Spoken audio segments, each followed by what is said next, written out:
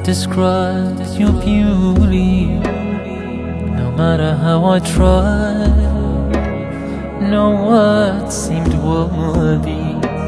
Struggled to find the right words for you. Words just fail to describe what's deep inside. Subhanallah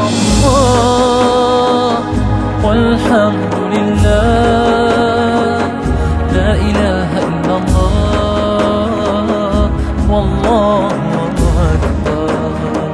Subhanallah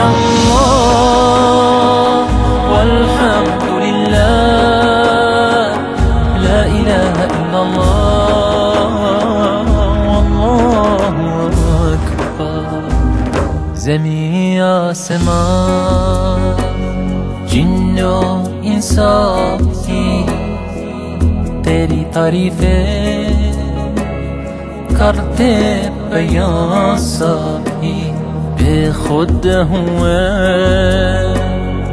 दोनों जहां ही रूह से निकले जब ये कलिमा सुब्हानल्लाह walhamdulillah, la ilaha illallah, wallahu akbar.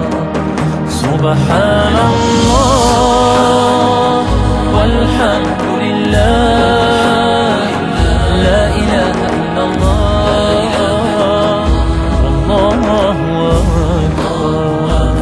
در هوای تو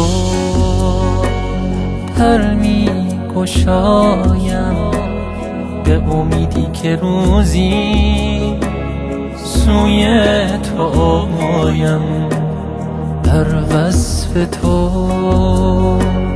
جمله ها را گشتم، کلمه ای نجستم جز این که گویم سبحانالله والhamdulillah, la ilaha illallah, wallahu akbar. Subhanallah walhamdulillah,